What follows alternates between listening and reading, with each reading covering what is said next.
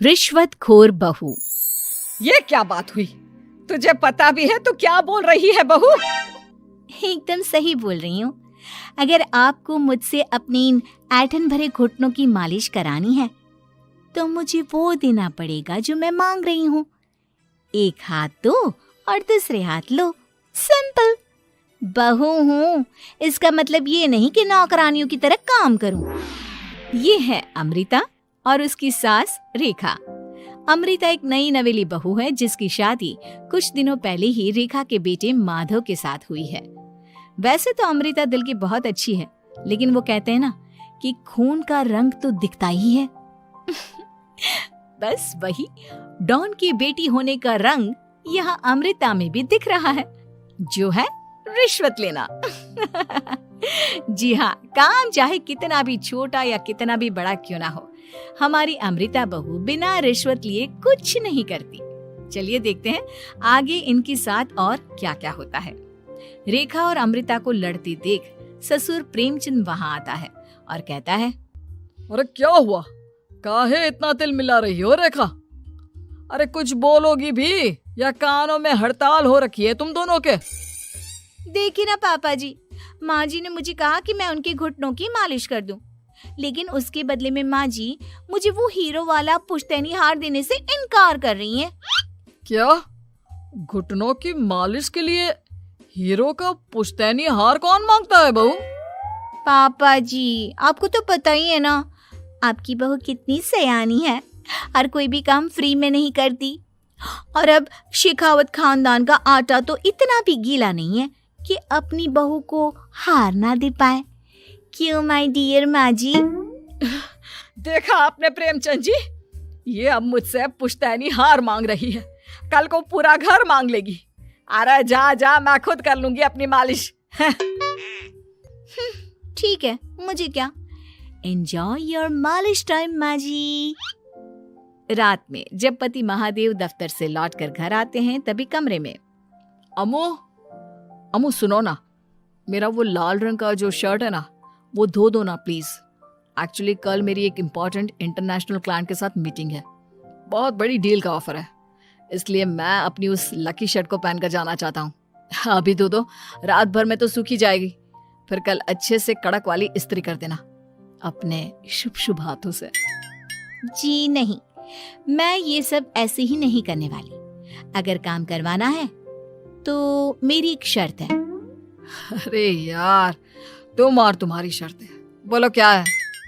आपको मुझे 10 मनीष मल्होत्रा डिजाइनर की साड़ियां दिलानी होगी। 2 हफ्तों में मेरी स्वीट हार्ट फ्रेंड बिल्लो रानी की शादी है। मैं वहां डिजाइनर साड़ी पहनकर जाऊंगी और सब कुछ जला दूंगी। माधव अपनी बीवी की बात सुनकर हैरान परेशान अपने सर पर हाथ रखकर बैठ जाता है। अरे तुम बीवी हो या आफत? तुम्हारे दिमाग में जंग लग गया है क्या? देखो इतने सारे पैसे नहीं है मेरे पास। तुम्हारी याददाश्त तो जगह पर है ना माधव, भूल गए? मैं एक डॉन की बेटी हूँ। अगर तुमने मेरे कहे मुताबिक काम नहीं किया तो तुम्हारे लाल शर्ट को दूर ही रखो, मेरे पापा तुम्हें ही लाल कर डालेंगे।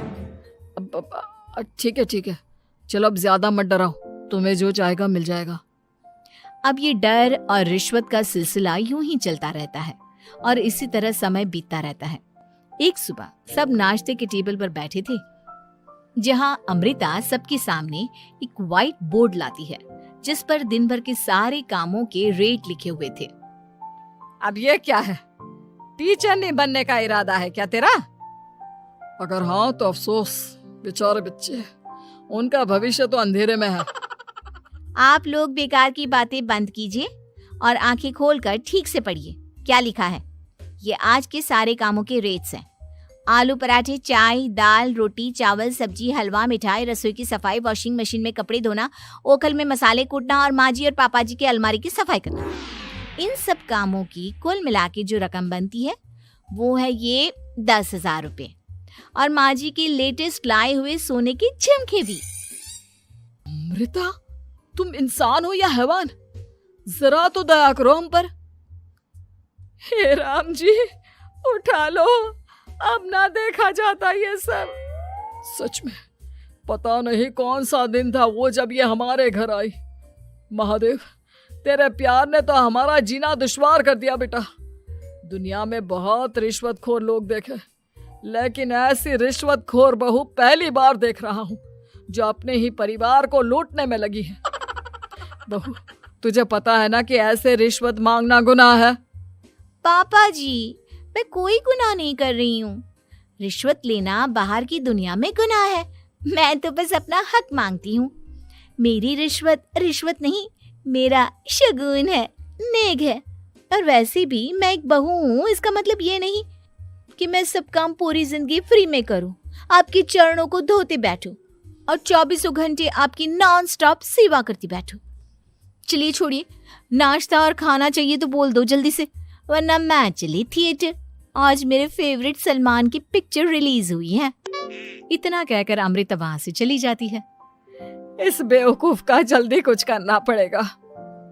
कुछ दिनों बाद घर में पूजा रखी थी और पूजा में 11 पंडितों का खाना बनाने के लिए कहा जाता है, वो भी नई बहू के हाथों से। देखो अमृता बहू, आज घर में पूजा है, 11 पंडितों को खाना खिलाना है। 56 भोग बना पाओगी? उन्होंने कहा है कि नई बहू के हाथों का खाना ही होना चाहिए, नहीं तो मैं रेखा को ही बोल देता हूँ। ओ कम ऑन पापा जी, खाना तो मैंने फ्री फंड में अपने घर में भी कभी ना बनाया, तो अब आपको क्या लगा कि पूजा का नाम लेकर आप मुझे अपनी झांसी में फंसा लोगे? अरे कल मुही, बस अब बस, पहले सुन भी ले क्या कह रहे हैं हम। तुम्हें जितने पैसे चाहिए, जितने तोहफे चाहिए, सब ले लेना, बस पूजा पाठ में कोई बाधा नहीं आनी चाहिए। ओहो, ये हुई ना समझदारी वाली बात। ठीक है, अब आप लोग निश्चिंत रहिए, मैं ऐसा खाना बनाऊंगी कि उन 11 पंडितों की 11 पुश्तें भी मेरे खाने के स्वाद को याद रखेंगी। अमृता पंडितों के लिए खाना पकाती है और पूजा संपन्न होने के बाद उन्हें केले के पत्तों पर खाना परोसती भी है, जिस पर खाने का पहला निवाला खाते ही वो क्या भोजन है। हम इतनी जगहों पर जाते हैं, लेकिन इतना अच्छा स्वाद तो काफी मुश्किल से चखने मिलता है। रेखा जी, प्रेमचंद भाई साहब, आप लोग सच में भाग्यवान हो कि आपको इतनी सर्वगुण संपन्न बहू मिली है, जिसके हाथों में साक्षात माँ अन्नपूर्णा विराजती है। सर्वगुण संपन्न, सबको संपन्न कर देगी यह खूंखार औरत। कुंडली मार कर बैठ गई है मेरे बेचारे बेटे के जीवन में। एक मिनट, अरे ये बात मेरे इस बूढ़े दिमाग में पहले कैसे नहीं आई? इस अमृता की बच्ची को मैं अपने घर से बाहर कैसे निकालूं? इसका उपाय तो पंडित जी के पास जरूर रहेगा। रेखा अगले दिन पंडित जी के पास जाकर उन्हें अमृता के बारे में सब कुछ बता देती है, जिसे सुन पंडित जी भी परेशान हो जाते हैं। अरे, ऐसी बहू तो 7 जन्मों में भी किसी को नसीब ना हो भगवान। देखिए रेखा जी, आपकी रिश्वतखोर बहू और आपके बेटे की कुंडलियों को जोड़कर देखा है मैंने, लेकिन इसमें तो यही बता रहे हैं कि ये आपके जीवन से कभी नहीं जाने वाली। इसलिए उससे सुधारने के लिए जल्दी आप लोगों को ही कुछ करना होगा, नहीं तो एक दिन वो आप लोगों को कंगाल करके ही दम लेगी। नहीं, ऐसा हरगिज नहीं होगा। मैं कुछ करूंगी, हाथ पे हाथ धरे नहीं बैठूंगी मैं। वहीं घर पर अमृता को ये पता चल जाता है कि उसकी सास रेखा पंडित जी के पास उसकी और महादेव की कुंडलियां लेकर गई थी, और इस पर जब रेखा घर लौटती है तब वाह माँ जी वाह, बहुत ही ज्यादा सयानी निकली आप तो। लेकिन मैं आपको एक बात बताना चाहती हूँ कि मेरी और महादेव की कुंडलियां जोड़कर पूजा पाठ और हवन करके भी कुछ नहीं मिलेगा, क्योंकि मैं ऐसी बला हूं जो आप सबकी जिंदगियों से अब कभी नहीं टलने वाली, फिर चाहे आप कितने भी टोटके हवन या उपाय कर लें। तो खुद को समझती क्या है रे बदतमीज, तुझसे बात करना तो दूर, मुझे तो तेरी शक्ल देखना भी नहीं पसंद। अब सास बहू के बीच एक अनकहा सा युद्ध छिड़ जाता है। दिन बीतने लगते हैं, लेकिन एक दिन अचानक रेखा की तबीयत हद से ज्यादा खराब हो जाती है और उसे सांस लेने में भी काफी दिक्कत और परेशानी महसूस होती है। जब उसे डॉक्टर के पास ले जाया जाता है तब डॉक्टर चेकअप करके कहते हैं, देखिए, मैंने सारे टेस्ट करके देख लिए हैं और रिपोर्ट्स को क्रॉस चेक करके ये पता चला है कि रेखा जी को गंभीर दिल की बीमारी है। उनके फेफड़ों में भी काफी सूजन आ गई है। उनका जल्द से जल्द ऑपरेशन करना होगा, वरना आई एम सॉरी टू से उन्हें बचाना मुश्किल हो जाएगा। ये खबर सुनकर प्रेमचंद और माधव दोनों हक्का बक्का रह जाते हैं। लेकिन डॉक्टर साहब, कितने पैसे लगेंगे ऑपरेशन के लिए? और उसके बाद रेखा पूरी तरह ठीक तो हो जाएगी ना? जी हाँ, इस ऑपरेशन के बाद वो बिल्कुल ठीक हो जाएंगे, लेकिन वो तभी हो सकता है जब ऑपरेशन टाइम से हो पाएगा। और रही बात ऑपरेशन के खर्चे की, तो उसमें तकरीबन 6 से 7 लाख रुपए तक लग सकते हैं। जहां एक तरह सब रेखा की तबीयत और ऑपरेशन को लेकर परेशान होते हैं, वहीं घर पर रेखा को बिस्तर पर देखकर भी अमृता के अंदर जरा भी दया नहीं आती। ओ माँ जी, ये अपना फालतू का मेलोड्रामा बंद कीजिए ना आप।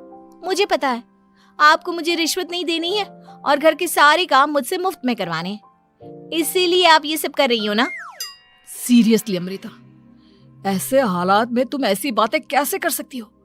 हम यहाँ परेशान हैं कि ऑपरेशन कैसे कराएंगे, बैंक में इतने पैसे भी नहीं है, और तुम माँ को ताने सुना रही हो। अरे अमृता बहू, मैं भला ढोंग क्यों करूंगी? हम 6 से 7 लाख का बंदोबस्त कैसे करेंगे? करेंगे पापा, कैसे भी करेंगे। अमृता, अगर कभी भी जिंदगी में तुमने मुझसे सच्चा प्यार किया है, एक पल के लिए भी सही, तो तुम्हें आज इस परिवार, इस घर की नींव, मेरी माँ को बचाना होगा। हमने अपना सब कुछ तुम्हें दे दिया है, अब तुम्हारी बारी है अपने किए का हिसाब चुकाने की। मुझे पता है तुम्हारे अंदर भी दिल है।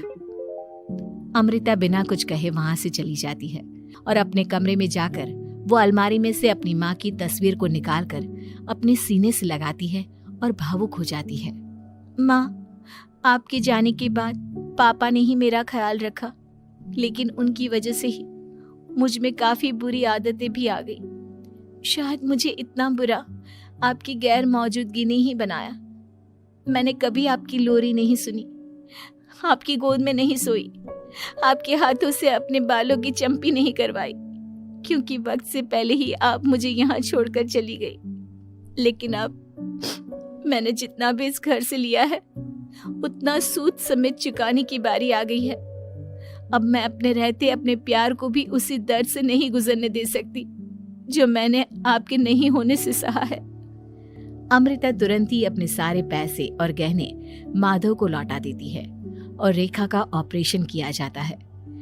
रेखा ठीक हो जाती है और जब घर आती है तब अमृता दरवाजे पर आरती की थाली लिए खड़ी होती है।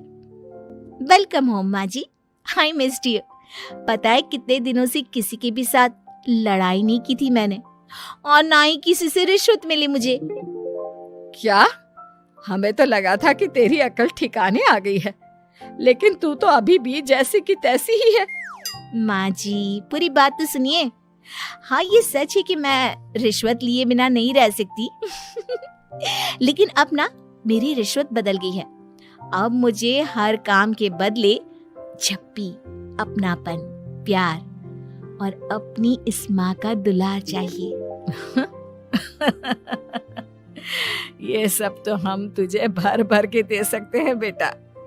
पूरा घर एक साथ अमृता को जोर की झप्पी देता है और सब हंसते मुस्कुराते घर के अंदर चले जाते हैं।